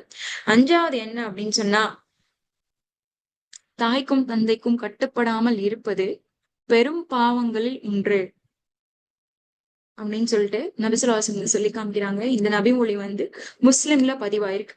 என்ன அப்படின்னா, அல்லாஹ்வுக்கு இணை வைப்பதும், தாய் தந்தையை புறக்கணித்து இருப்பதும், கொலை செய்வதும், பொய் சாட்சியம் சொல்வதும் பெரும் பாவங்களில் உண்டாகும் அப்படின்னு சொல்லிட்டு நபிகள் நாயகம் ஸல்லல்லாஹு அலைஹி வஸல்லம் சொல்லி காமிக்கிறாங்க. அப்ப தாய் தந்தை வந்து புறக்கணிக்கிறது, அவங்கள வந்து அவமதிக்கிறது, அவங்கள இழிவா நடத்துறது, இது எல்லாமே மிகப்பெரிய பாவமாகும். அதாவது ஷிர்க்குக்கு, அல்லாஹ்வுக்கு இணை வைக்கிறதுக்கு அடுத்து இருக்கக்கூடிய கடுமையான பாவமாகும். ஆறாவது விஷயம் என்ன அப்படின்னு சொன்னா, இதுல நம்மளுடைய சுயநலம் இருக்கு சகோதரிகளா. ஒரு தாயும் தந்தையும் தன்னுடைய பிள்ளைக்காக செய்யக்கூடிய பிரார்த்தனை எப்படி வானத்தை நோக்கி எய்தப்படும் அம்பு நேரா போய் சேருமோ, அதே மாதிரி எந்த தங்கு தடையுமே இல்லாம தாயும் தந்தையும் நமக்காக செய்யக்கூடிய பிரார்த்தனை அல்லாஹ்விடம் ரொம்ப நேரடியா போய் சேர்ந்துரும். அதுல எந்த மாற்று கருத்துமே இல்ல. சுப்ஹானல்லாஹ். இப்ப தாயும் தந்தையும் இன்னும் உயிரோட இருக்காங்க அப்படின்னா, உங்களுக்காக அல்லாஹ் கிட்ட இருந்து நீங்க ரொம்ப நாள் காலமா ஏதாவது கேட்டுட்டே இருக்கீங்க, அது இன்னும் கிடைக்கல அப்படின்னா, வேகமா ஓடி போய் அம்மா கிட்டயும் பாப்பா கிட்டயும் சொல்லி உங்களுக்காக அந்த பிரார்த்தனைய அல்லாஹ் கிட்ட செய்ய சொல்லுங்க. இந்த ரமதானுடைய மாதத்துல அந்த அற்புதம் வந்து இன்ஷா அல்லாஹ் நம்மளுடைய வாழ்க்கையில வந்து நிகழும். சரி, கடைசியா என்ன அப்படின்னு சொன்னா, ஏழாவது விஷயம், தாய் தந்தையுடைய மகத்துவத்தை பத்தி பாக்குறதுல வந்து ஏழாவது விஷயம் என்ன அப்படின்னு சொன்னா, நம்ம உலகத்துல இருக்கக்கூடிய எல்லா செல்வங்களையும் வாரி வழங்கி கொட்டி கொடுத்தாலும் தாயும் தந்தையும் நமக்கு செஞ்ச உபகாரத்துக்கு நம்மளால இந்த நன்றி கடனை திருப்பி செலுத்தவே முடியாது அப்படின்றதுதான் ஏழாவது விஷயம். இந்த நபி ஸல்லல்லாஹு அலைஹி வஸல்லம் வந்து சொல்ற நபிமொழி முஸ்லிம்ல பதிவாயிருக்கு. ரசூல் ஸல்லல்லாஹு அலைஹி வஸல்லம் என்ன சொல்றாங்க அப்படின்னா, ஒரு மகன் தன்னுடைய தாய் தந்தை தனக்கு கடன் பட்டிருக்காங்கல்ல, தாய்க்கும் தந்தைக்கும் அந்த மகன் கடன் பட்டிருக்கான்ல, அந்த நன்றி கடனுக்கு அவனால வந்து ஈடு செய்யவே முடியாது, அதை அவன் திருப்பி செலுத்தவே முடியாது அப்படின்னு சொல்றாங்க. சுப்ஹானல்லாஹ். அல்ஹம்துலில்லாஹ். அப்ப தாய் தந்தை சார்ந்து நிறைய விஷயங்கள் பார்த்துட்டோம். இவ்வளவு உன்னதமான மகத்துவமான விஷயங்கள் ஒளிஞ்சிருக்கிறனாலதான் ஓவைஸ் அல் கர்னி ரஹ்மத்துல்லாஹி அலைஹி இந்த ஒரே ஒரு விஷயத்த செஞ்சு அல்லாஹ்வுடைய புறத்துல இருந்தும் ரசூல் ஸல்லல்லாஹு அலைஹி வஸல்லம் புறத்துல இருந்தும் எவ்வளவு பெரிய ஜாக்பாட்டை வந்து அடிச்சிருக்காங்க. அல்ஹம்துலில்லாஹ். இந்த வாசல் யாருக்கெல்லாம் திறந்திருக்கோ அன்பான சகோதரிகளா, நமக்கும் இந்த சான்றிதழை பெறக்கூடிய வாய்ப்பு இருக்கு. அல்ஹம்துலில்லாஹ். சரி, எனக்கு அந்த வாய்ப்பு இல்ல, என்னுடைய அப்பா அம்மாவும் மௌத்தா போயிட்டாங்க, இல்லைன்னா என்னுடைய தாய் தந்தையில யாராவது ஒருத்தர் மரணிச்சுட்டாங்க, இப்போ எனக்கு அந்த வாய்ப்பு இல்லையா அப்படின்னா இருக்கு. உங்களுக்கும் அந்த வாய்ப்பு இருக்கு. என்ன அப்படின்னா, உங்களுடைய தாய்க்காகவும் தந்தைக்காகவும் அதிகமாக பிரார்த்தனை செய்யக்கூடிய மனிதர்களாக நம்ம மாறணும். அதே மாதிரி மரணிச்ச தாய் தந்தையுடைய அஹ் அஹ் தாய் தந்தைக்காக நம்ம செய்யக்கூடிய தான தர்மங்கள் அவங்களுக்கு வந்து அந்த நன்மையை கொண்டு போய் சேர்க்கக்கூடியதா இருக்கும். அது அவங்களுடைய பாவங்களையும் வேதனையும் குறைக்கக்கூடியதா இருக்கும். இதற்கான கூலியும் ஏக இறைவன் நமக்காக ஏற்படுத்தி தருவான். அல்ஹம்துலில்லாஹ். அன்பான சகோதரிகளா, மண்ணறைக்குள்ள மடிஞ்சு படுத்திருக்கக்கூடிய அந்த ஆன்மா ஏங்கிக்கிட்டே இருக்கும். என்ன அப்படின்னா, எனக்காக என் பிள்ளை ஒரே ஒரு துவா செஞ்சிராதா? இந்த மன்னரையோட வேதனை இவ்வளவு கடினமா இருக்கு, இவ்வளவு நெருக்கடியா இருக்கு. என்னுடைய பிள்ளையுடைய புறத்துல இருந்தோ இல்ல என் உறவுகளுடைய புறத்துல இருந்தோ எனக்கு ஏதாவது ஒரு துவா கிடைச்சு கொஞ்சம் இந்த வேதனை குறைஞ்சிராதா அப்படின்னு சொல்லிட்டு எத்தனையோ மரணிச்ச தாய் தந்தை ஏங்கிட்டு இருக்கும் போது நம்மளை அந்த வேதனையை குறைக்கிறதுக்குல இருந்து துவா செய்யாம தடுக்கிறது என்னவா இருக்கு? என்ன செய்றீங்களோ இல்லையோ 5 நேர வக்துல ஒரே ஒரு நிமிஷமாவது மரணிச்ச தாய் தந்தைக்காக ஒரு நிமிஷம் நின்னு நிதானிச்சு அவங்களுடைய பர்சக் மறைவான அந்த வாழ்க்கைக்காக இறைவன் கிட்ட வந்து பிரார்த்தனை செய்யுங்க. ஒருவேளை பாவ மன்னிப்பு செய்யக்கூடிய பாக்கியமே கிடைக்காம நிறைய பேர் மௌத்தா போயிருந்திருக்கலாம் சகோதரிகள். அவங்களுக்காக பிரார்த்தனை செய்யக்கூடிய பிள்ளைகளாக இன்ஷா அல்லாஹ் சுப்ஹானஹு வ தஆலா நம்மள ஆக்கி தரணும் அப்படின்னு சொல்லிட்டு நான் பிரார்த்தனை செஞ்சுக்கிறேன். சரி, அப்ப இதுதான் உவைஸ் அல் கர்னி ரஹ்மத்துல்லாஹி அலைஹி மாதிரி நமக்கும் சான்றிதழ் கிடைக்கணும் அப்படின்னா நமக்கான முதல் படிப்பினை தாய் தந்தைக்கு பணிவிடை செய்வதும் தாய் தந்தைக்காக இழப்புகளை சந்திப்பதும் அல்லாஹ்விடம் நம்மளுடைய கண்ணியத்தையும் அந்தஸ்தையும் உயர்த்தும் அப்படின்றதான் நமக்கான முதல் படிப்பினை. 2வது படிப்பினை என்ன அப்படின்னு சொன்னா, தாய் தந்தைக்காக பணிவிடை செஞ்சுட்டு கையேந்தி அல்லாஹ் கிட்ட மன்றாடி கேட்டு பாருங்களேன். அத வசீலாவா சொல்லி அல்லாஹ் கிட்ட நம்மளுடைய துவாக்களை வந்து அங்கீகாரம் பெற்றுக்கலாம். நமக்கு இந்த சம்பவம் தெரியும். ஒரு குகைக்குள்ள மாட்டிக்கிட்ட 3 மனிதர்கள் வந்து அந்த குகையுடைய வாசல் அடைப்பட்ட அந்த பாறை விலகணும் அப்படின்றதுக்காக ஒவ்வொருத்தரும் அவங்க செஞ்ச ஒரு நல்ல விஷயத்த சொல்லி சொல்லி அல்லாஹ் கிட்ட உதவி கேட்பாங்க. அதுல ஒரு மனிதர் வந்து தன்னுடைய தாய் தந்தைக்கு அவர் செஞ்ச பணிவிடைய சொல்லி உதவி கேட்பாரு. பாறை வந்து கொஞ்சம் விலகி வாசல் வந்து திறக்கப்படும். அல்ஹம்துலில்லாஹ். அது மாதிரிதான் தாய் தந்தைக்கு இப்போ சுத்தி இருக்கக்கூடிய மனிதர்களுக்கு காமிக்கிறதுக்காக செஞ்சோம் அப்படின்னா ரியா கண்டிப்பா அந்த நன்மை ஃபுல்லா அழிஞ்சே போயிடும். ஆனா இது அல்லாவுக்கு மட்டுமே சொல்லி அல்லாஹ் கிட்ட ரப்பே, நான் உனக்காக தான் என்னுடைய வாப்பாவையும் அம்மாவையும் பார்த்தேன், உனக்காக தான் என்னுடைய தாய் தந்தைக்கு நான் இந்த உபகாரம் செஞ்சேன், அதுக்காகவாவது என்னுடைய இந்த துவாவை வந்து நீ அங்கீகரிச்சு தாடா அல்லா அப்படின்னு சொல்லிட்டு தாய் தந்தைக்கு செய்யக்கூடிய பணிவிடையை நாம் இறைவனிடம் வசீலாவாக சொல்லி ரெக்கமெண்டேஷனா சொல்லி அல்லாஹ் கிட்ட இருந்து நம்மளுடைய பிரார்த்தனைகளுக்கான அங்கீகாரத்தை பெற்றுக்கொள்ளலாம். ஓடிருங்க பாப்போம். இந்த இன்ஷா அல்லாஹ் இந்த அமர்வு முடிஞ்சதுக்கு அப்புறம் ஒளி செஞ்சுட்டு முசல்லாக்கு போயிட்டு ரப்பு கிட்ட துவா கேட்கறதுக்காக ஓடிருங்க. கையேந்திட்டு அல்லாஹ் கிட்ட கேளுங்க, ரப்பே நான் கண்டிப்பா நம்ம எல்லாருமே ஏதாவது ஒரு தருணத்துல வந்து எந்த எதிர்பார்ப்புமே இல்லாம அல்லாவுக்காக மட்டுமே வாப்பா அம்மாக்காக கண்டிப்பா ஏதாவது செஞ்சிருப்போம். அதை சொல்லி காமிச்சு அல்லாஹ் கிட்ட உங்களுடைய துவாக்களை வந்து கேட்கக்கூடிய மக்களா இன்ஷா அல்லாஹ் இந்த இரவே வந்து ரமதானுடைய இந்த இரவே வந்து நம்ம ஆக்கிக்கலாம். இது 2வது படிப்பினை. 3வது படிப்பினை என்ன அப்படின்னா, இந்த படிப்பினுடைய அடிப்படையில தான் வந்து உவைஸ் அல் கர்னி ரஹ்மத்துல்லாஹி அலைஹி என்ன செஞ்சாங்க, கடினமான அந்த வெண்குஷ்ட நோய லெப்ரசிக்கான நிவாரணத்துக்கு கூட இறைவன் கிட்ட இத சொல்லி இந்த இந்த ஒரு அடித்தளத்துடைய அடிப்படையில தான் வந்து சொல்லி நிவாரணத்தை வாங்கியிருக்காங்க. அதை விட கடினமான நோய்களோ அதை விட கடினமான விஷயங்களோ நம்மளுடைய வாழ்க்கையில இருக்கிறதுக்கான வாய்ப்பு குறைவதான சகோதரிகள். அப்ப இந்த பாக்கியத்தை வந்து நம்மள வாங்கிக்கிறோம். 3வது விஷயம் என்ன அப்படின்னு சொன்னா, உவைஸ் அல் கர்னி ரஹ்மத்துல்லாஹி அலைஹி இந்த ஒரே ஒரு திர்ஹம் அளவுக்கு, இந்த ஒரே ஒரு தீனார் அளவுக்கு மட்டும் இந்த வெண்குஷ்டத்தை விட்டுட்டு உடம்பு முழுக்க நீ சரி செய்யட அல்லாஹ் அப்படின்னு சொன்னதுல இருந்து நமக்கான படிப்பினை என்ன அப்படின்னா, வாழ்க்கையில எவ்வளவு பெரிய உயரத்துக்கு நம்ம போயிட்டா கூட சகோதரிகளா, நம்மளுடைய கடந்த கால நிலையோ இல்ல நம்மளுடைய முந்தைய நிலையோ நம்ம மறக்காத மனிதர்களாக இருக்கும் போதுதான் இறைவன் நம்மை மறப்பதில்லை. சுபஹானல்லாஹ். அதனாலதான் நபி ஸல்லல்லாஹு அலைஹி வஸல்லம் வந்து ஆயிஷா ரலியல்லாஹு ஏன் வந்து இப்ப இரவு முழுக்க நீங்க தொழுகணுமா யா ரசூலல்லாஹ், இப்படி நின்னு கால் வலிக்க நீங்க தொழுகணுமா, உங்களுடைய பாவங்கள் எல்லாம் மன்னிக்கப்பட்டுருச்சுல அப்படின்னு சொல்லி கேட்கும் போது கூட ரசூல் ஸல்லல்லாஹு அலைஹி வஸல்லம் என்ன சொன்னாங்க, அஃபலா அன் அகூன அப்தன் ஷகூரா, அல்லாஹ்வுக்கு நன்றியுடைய அடியானாக நான் இருக்க வேணாமா அப்படின்னு சொல்லிட்டு அல்லாஹுடைய புறத்துல இறைவன் தனக்கு அருளிய எல்லா அருள்களுக்காகவும் ரசூல் ஸல்லல்லாஹு அலைஹி வஸல்லம் நன்றி செலுத்தக்கூடிய மனிதர்களாக இருந்தாங்க. அவங்களுடைய பழைய எந்த கடந்த கால விஷயத்தையும் ரசூல் ஸல்லல்லாஹு அலைஹி வஸல்லம் மறக்காத மனிதரா இருந்தாங்க. அனாதையா இருந்ததையோ இல்ல வந்து குறைஷிகளால வந்து துன்புறுத்தப்பட்டதையோ இல்ல அவமானப்படுத்தப்பட்டதையோ எதையுமே ரசூல் ஸல்லல்லாஹு அலைஹி வஸல்லம் தன்னுடைய மரணம் வரைக்கும் மறக்காத மனிதர்களாக மறக்காத மனிதரா இருந்தாங்க. அதுக்காக இறைவனுக்கு வந்து நிறைய நன்றி செலுத்தக்கூடிய மனிதரா இருந்தாங்க. அப்ப நம்மளுடைய வாழ்க்கையிலயும் எவ்வளவோ மோசமான பிரச்சனைகள் எல்லாம் இருந்திருக்கும் சகோதரிகளா. அந்த மோசமான பிரச்சனைகள் எல்லாம் நம்மளுடைய இறைவனுடைய அருளால நம்ம ரப்ப நம்மள கைப்பிடிச்சு மேல கூட்டிட்டு வந்து நம்மள கடத்தி கூட்டிட்டு வந்திருப்பான். பிரச்சனை முடிஞ்சோன நம்மளும் நம்மளுடைய ரப்போடைய பந்தமும் வந்து நிறைய நேரம் குறைஞ்சு போயிடுது. நன்றி கெட்ட மறதியுடைய மனிதர்களா நம்ம மாறி அப்படிப்பட்ட நேரங்கள்ல நம்ம கடந்த காலத்துல கஷ்டப்பட்டோம். சாப்பாட்டுக்கு இல்லாம கூட கஷ்டப்பட்டு இருந்திருக்கலாம். இல்ல கடன் தொல்லையால கஷ்டப்பட்டு இருந்திருக்கலாம். இல்ல உறவுகளால இழிவுபடுத்தப்பட்டிருக்கலாம். இல்ல ஏதோ ஒரு கஷ்டமான இல்ல நம்மளுடைய பிள்ளைகள் நம்மளுடைய சொல் பேச்சு கேட்காத பிள்ளைகள், என்ன ஒரு கஷ்டம், ஒரு பிரிவு, ஒரு இழப்பு, ஏதோ ஒரு நஷ்டம் ஏற்பட்டிருந்திருக்கலாம். அந்த நஷ்டத்துல இருந்து இறைவன் நம்மள மீட்டு கூட்டிட்டு வந்தத, நம்ம இன்னைக்கு நல்லா இருந்தா கூட மறக்காத மனிதர்களாக வாழும் போது இறைவன் நிச்சயமாக நம்மை மறக்க மாட்டான். இந்த சான்றிதழ் பெற்ற வாழ்க்கை நமக்கு கிடைக்கும் இன்ஷா அல்லாஹ். இது 3வது படிப்பினை சகோதரிகள். 4வது படிப்பினை என்ன அப்படின்னு சொன்னா, இப்ப உவைஸ் அல் கர்னி ரஹ்மத்துல்லாஹி அலைஹி என்ன செஞ்சாங்க சகோதரிகளா? ஒரு உமர் ரலியல்லாஹு கிட்டயும் சரி, இல்ல ஹஜ் முடிச்சுட்டு போய் அவங்கள பார்க்க போன மனிதர்கிட்டயும் என்ன செஞ்சுட்டாங்க? யார்கிட்டயுமே இத பத்தி அ ப வெளிப்படையா நீங்க சொல்லிறாதீங்க. என்ன பத்தின இந்த அடையாளத்த நீங்க வெளிக்காட்டிறாதீங்க. அப்படின்னு சொல்லிட்டு அவங்கள மனிதர்களுடைய பார்வையில இருந்து மறைச்சு, அல்லாஹ்வுடைய பார்வையில மட்டுமே அவங்க ஒளிரக்கூடிய மனிதரா இருக்க விரும்பினாங்க. அதாவது அங்கீகாரத்தையோ, புகழையோ, பெருமையையோ மனிதர்கள்ட்ட எதிர்பார்க்கல. அல்லாஹ் கிட்ட மட்டும் தான் எதிர்பார்த்தாங்க. ஆனா நம்ம எப்படி இருக்கோம் சகோதரிகளா? ஒரு ஒரு சாப்பாடு சமைச்சுட்டா கூட யாராவது நம்மள பாராட்டணும்னு நினைக்கிறோம். நல்லா இருக்குன்னு கூட சொல்ல முடியாதா? அப்படின்னு சொல்லி கேள்வி கேட்கிறோம்.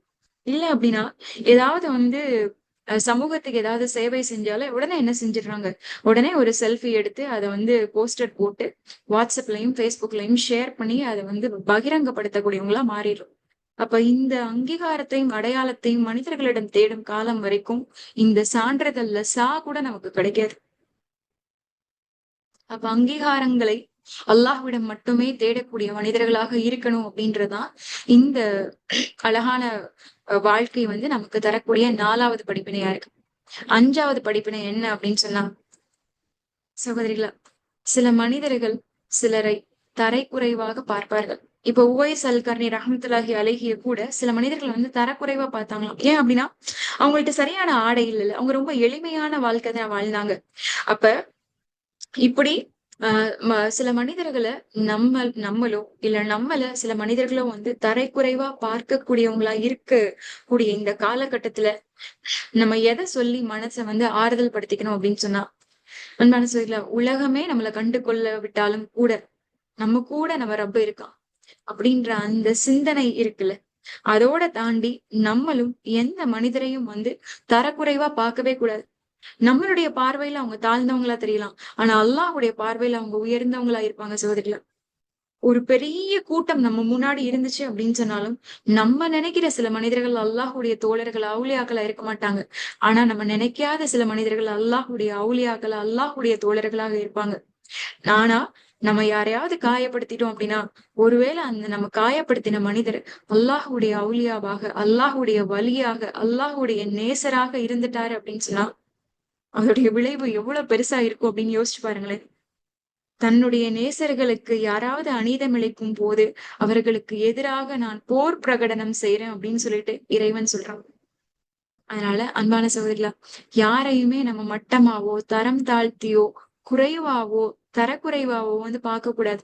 அது பொருளாதார அந்தஸ்தாக இருந்தாலும் சரி, அல்லது அவங்களோட வாழ்க்கையோட நடைமுறையாக இருந்தாலும் சரி, இல்ல அப்படின்னு சொன்னா அவங்களுடைய எந்த தரமாக இருந்தாலும் சரி, சாதி, மதம் இந்த வேறுபாடுகளை கண்டு இது இஸ்லாமியர்களுக்கு மட்டுமல்ல, உலகத்துல இருக்கக்கூடிய எல்லா மனிதர்களையும் சொல்றாங்க. அதனாலதான் மனிதர்களை சாதி மத அடிப்படையில பார்க்கக்கூடியது ஜாஹிலியா காலத்து பழக்கம் அப்படின்னு சொல்லிட்டு நபி ஸல்லல்லாஹு அலைஹி வஸல்லம் சுட்டி காமிக்கிறாங்க.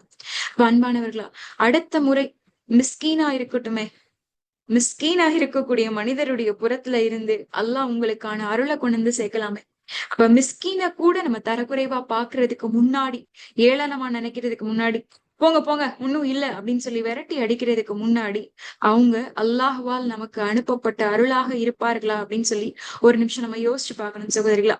அதனால எந்த மனிதர்களையும் நாம் தரக்குறைவாக பார்க்கவே கூடாது. இது அல்லாஹ் வெறுக்கக்கூடிய ஒரு விஷயம். ஏன் அப்படின்னு சொன்னா,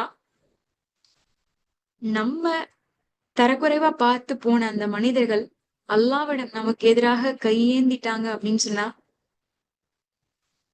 நமக்கு அது எவ்வளவு பெரிய கடுமையான தண்டனையாவும் சாபமாகவும் மாறிடும். அப்படின்றத நம்ம யோசிச்சு பார்க்கக்கூடிய மனிதரா இருக்கணும். அதனால யாரையும் நம்ம தாழ்வாக பார்க்க கூடாது. பிற மனிதர்கள் நம்மள தாழ்வா பார்த்தாலும் அதை நம்ம நோவினைப்பட்டு உடைஞ்சு போயிராம ரப்பு கிட்ட கையேந்தி, ரப்பே என்னுடைய இந்த சூழல்ல, ரப்பே என்னுடைய இந்த நெருக்கடியில எனக்கு உன்னை தவிர வேற யாருமே இல்லடா அல்லாஹ் அப்படின்ற அந்த பிரார்த்தனையை செய்யக்கூடிய மனிதர்களாக நம்ம மாறும் போது இறைவன் நிச்சயமாக நம்ம உடனே இருப்பான்.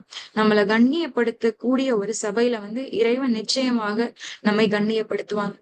அன்பான சகோதரிகளா, இப்ப மனிதர்களில் உயர்ந்தவராக, மனிதர்களில் சிறந்தவராக சான்று பெறணும் அப்படின்னு சொன்னா அது யாருக்கு கிடைக்கும் அப்படின்னா, யாருக்கு ஈமானில் உயர்ந்தவராக இருக்கக்கூடிய பாக்கியம் கிடைக்குதோ அவர்களுக்குத்தான் மனிதர்களில் சிறந்தவராக இருக்கக்கூடிய பாக்கியமும் கிடைக்கும். அல்ஹம்துலில்லாஹ்.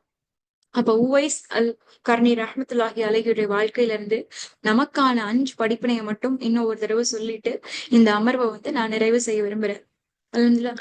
அன்பான சகோதரிகளா, இவங்களுடைய வாழ்க்கையில இருந்து நமக்கு கிடைச்ச முதல் படிப்பினை என்ன அப்படின்னு சொன்னா, பெற்றோர்களுக்கு பணிவிடை செய்யும் போதும், பெற்றோர்களுக்காக சில விஷயங்களை இழக்கும் போதும், அது இழப்பாக அல்லாமல் அல்லாஹ்வின் புறத்திலிருந்து அருளாக வரும் அப்படின்றதுல எந்த மாற்று கருத்துமே இல்லை. அல்ஹம்துலில்லாஹ்.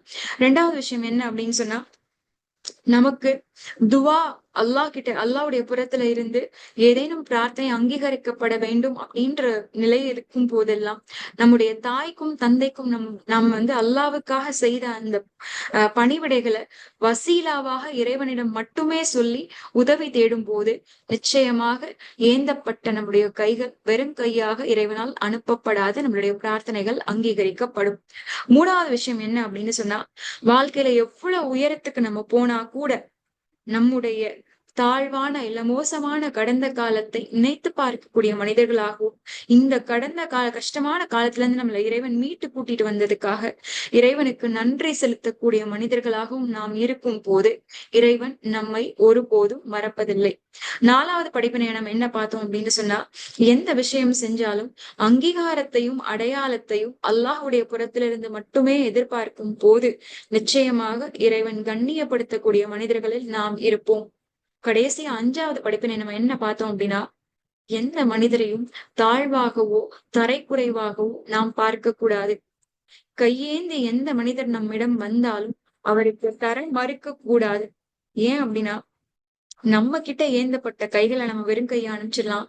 ஆனா அதே கை அல்லாஹ் கிட்ட அவங்க ஏந்தும் போது கண்டிப்பாக இறைவன் அவர்களுக்கு கொடுப்பான். அப்ப யாருடைய நோவினைக்கும் யாருடைய வலிக்கும் வேதனைக்கும் நம்ம காரணமாக இல்லாம அவங்கள தாழ்வாக பார்க்காம இருக்கக்கூடிய மனிதர்களாக நம்ம மாறணும். இன்ஷா அல்லாஹ் இந்த 5 விஷயங்களையும் நம்மளுடைய வாழ்க்கையில நடைமுறைப்படுத்தப்படும் போது சுப்ஹானல்லாஹ், உவைஸ் அல் கர்னி ரஹ்மத்துல்லாஹி அலைஹி அல்லாஹ் சுப்ஹானஹு வ தஆலா எப்படி கையேந்தி அவர் கேட்டால் நிச்சயமாக இறைவன் கொடுப்பான் அப்படின்ற சான்றிதழ் கிடைச்சிச்சோ அதே மாதிரி சான்றிதழ் இன்ஷா அல்லாஹ் உங்களுக்கும் எனக்கும் நிச்சயமாக கிடைக்கும் அப்படின்றதுல எந்த மாற்று கருத்துமே இல்லை சகோதரிகளா. கேட்டதன்படி செயல்படக்கூடிய மக்களாக அல்லாஹ் சுப்ஹானஹு வ தஆலா உங்களையும் என்னையும் ஆக்கி அருள் புரியணும் அப்படின்ற பிரார்த்தனையை செஞ்சுக்கிறேன். அது மட்டும் இல்லாம அன்பான சகோதரிகளா, திரும்பி சொல்றேன், தாயோ தந்தையோ உயிரோட இருந்தாங்க அப்படின்னு சொன்னா கடைசி அல்லாஹ்வுடைய இந்த சுவன வாசல் நமக்காக காத்திருக்கு. அவங்களுக்கு பணிவிடை செய்யறது மூலமாகவும், அவங்க கிட்ட பணிவாகவும் இரக்கமாகவும் அன்பாவும் நடந்துக்கிறது மூலமாகவும் இந்த பாக்கியத்தையும் இந்த வாய்ப்பையும் இறைவனிடம் பெற்றுக்கொள்ளக்கூடிய மனிதர்களாக நாம் மாற வேண்டும். இந்த காரணத்துக்காக கண்ணியம் மட்டுமல்லாமல் சுவனத்தில் உயர்ந்த அந்தஸ்தையும் இறைவன் நமக்காக தர வேண்டும் அப்படின்ற பிரார்த்தனையோடு என்னுடைய இந்த அமர்வை நிறைவு செஞ்சுக்கிறேன். ஆஹிர தவானா அல்ஹம்துலில்லாஹி ரப்பில் ஆலமீன். அஸ்ஸலாமு அலைக்கும் வரஹ்மத்துல்லாஹி வபரகாத்துஹு.